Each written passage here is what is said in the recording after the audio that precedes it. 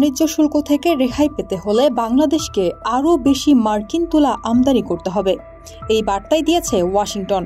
চলতি বছরের ফেব্রুয়ারিতে হোয়াইট হাউসে এক গোপন বৈঠকে বাংলাদেশের প্রধান উপদেষ্টার high representative doctor Khalilur Rahman, যুক্তরাষ্ট্রের বাণিজ্য প্রতিনিধি দপ্তরের এক জ্যেষ্ঠ কর্মকর্তা বৈঠক করেন। বৈঠকে যুক্তরাষ্ট্র থেকে তুলা আমদানি বাড়ানোর পরোক্ষ চাপ দেন তিনি। মার্কিন দৈনিক ওয়াশিংটন পোস্টের কলামিস্ট ম্যাট বইয়ের এক লেখায় উঠে এসেছে এই তথ্য, যেটি তুলে ধরেছে অনুসন্ধান ভিত্তিক পোর্টাল নেত্র নিউজ। ম্যাটবাই লিখেছেন, তুলার বৃহত্তম আমদানিকারক দেশ বাংলাদেশ মূলত পশ্চিম আফ্রিকা ও ব্রাজিল থেকে তুলা কেনে, কিন্তু বাণিজ্য সুবিধা পেতে যুক্তরাষ্ট্রের তুলা কিনতে রাজি হন খলিলুর রহমান। বৈঠকের পরের চমক আরও বড়। তাকে নিয়ে যাওয়া হয় পাশের একটি কক্ষে, যেখানে ছিলেন বিশ্বের শীর্ষ ধনী উদ্যোক্তা ইলন মাস্ক। তিনি বাংলাদেশের বাজারে তার স্যাটেলাইট ইন্টারনেট সেবা স্টারলিংক চালু নিয়ে সরাসরি কথা বলেন। তবে স্টারলিংকের প্রসঙ্গ নতুন নয়।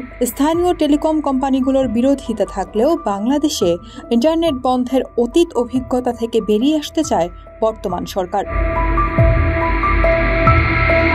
স্টারলিংকে তাই ভবিষ্যতে ইন্টারনেট স্বাধীনতার রক্ষা কবচ হিসেবে দেখছে তারা। দুই পক্ষের আলোচনার ধারাবাহিকতায় মাস্কের সঙ্গে একটি ভার্চুয়াল বৈঠকে অংশ নেন প্রধান উপদেষ্টা ডক্টর ইউনুস ও খলিলুর রহমান। সেখানেই ইলন মাস্ককে বাংলাদেশ সফরের আমন্ত্রণ জানানো হয়। অবশেষে গত মাসে স্টারলিংকে দেওয়া হয় 10 বছরের লাইসেন্স। কূটনৈতিক আলোচনার এই নাটকীয় দৃশ্যপটের মধ্যেই বাংলাদেশ ও যুক্তরাষ্ট্রের সম্পর্কের নতুন এক মাত্রা স্পষ্ট হয়ে উঠেছে।